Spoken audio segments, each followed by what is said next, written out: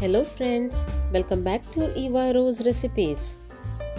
ಇವತ್ತು ನಾನು ನಿಮ್ಮ ಜೊತೆ ಖಾರ ಪೊಂಗಲ್ ಹೇಗೆ ಮಾಡುವುದು ಅಂತ ತಿಳಿಸಿಕೊಡ್ತಾ ಇದ್ದೇನೆ. ನಾನಿಲ್ಲಿ ಕುಕ್ಕರಿನಲ್ಲಿ 1 ಕಪ್ ವೈಟ್ ರೈಸ್ ಹಾಗೂ ಅರ್ಧ ಕಪ್ ಹೆಸರು ಬೇಳೆಯನ್ನು ತಗೊಂಡಿದ್ದೇನೆ. ಇದನ್ನು 2 ರಿಂದ 3 ಬಾರಿ ಚೆನ್ನಾಗಿ ತೊಳೆಯಬೇಕು. ಇದಕ್ಕೀಗ 5 ಕಪ್ ನೀರನ್ನು ಸೇರಿಸ್ತಾ ಇದ್ದೇನೆ.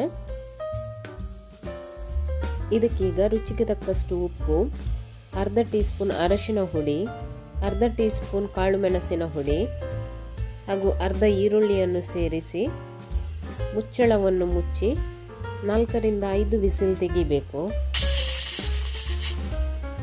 ಮುಚ್ಚಳವನ್ನು ಈಗ ತೆಗಿತಾ ಇದ್ದೇನೆ. ರೈಸ್ ಹಾಗೂ ಹೆಸರುಬೇಳೆ ಚೆನ್ನಾಗಿ ಬೆಂದಿದೆ. ಈಗ ಒಗ್ಗರಣೆಗೆ ರೆಡಿ ಮಾಡೋಣ.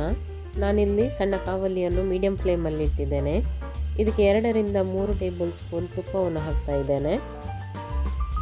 ತುಪ್ಪ ಬಿಸಿ ಆದಮೇಲೆ 1 ಟೀ ಸ್ಪೂನ್ ಸಾಸಿವೆ ಹಾಗೂ 1 ಟೀ ಸ್ಪೂನು ಜೀರಿಗೆಯನ್ನು ಹಾಕ್ತಾ ಇದ್ದೇನೆ. ಸಾಸಿವೆ ಸಿಡಿಯುವಾಗ 3 ಒಣಮೆಣಸನ್ನು ಕಟ್ ಮಾಡಿ ಹಾಕ್ತಾ ಇದ್ದೇನೆ ಹಾಗೂ ಸ್ವಲ್ಪ ಕರಿಬೇವಿನ ಸೊಪ್ಪನ್ನು ಹಾಕ್ತಾ ಇದ್ದೇನೆ.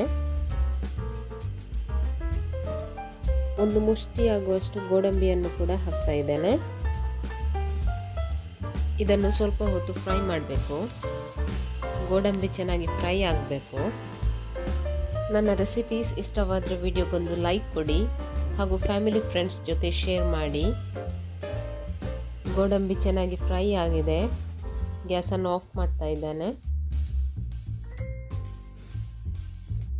ಇದಕ್ಕೆ ಈಗ ರೆಡಿ ಮಾಡಿ ಇಟ್ಟ ಒಗ್ಗರಣೆಯನ್ನು ಹಾಕ್ತಾ ಇದ್ದೇನೆ.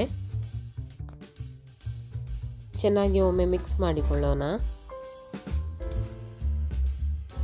ಖಾರ ಪೊಂಗಲ್ ರೆಡಿ. ನೀವು ಟ್ರೈ ಮಾಡಿ ಹೇಗಾಗಿದೆ ಎಂದು ನನಗೆ ಕಮೆಂಟ್ ಮೂಲಕ ತಿಳಿಸಿ. Thank you.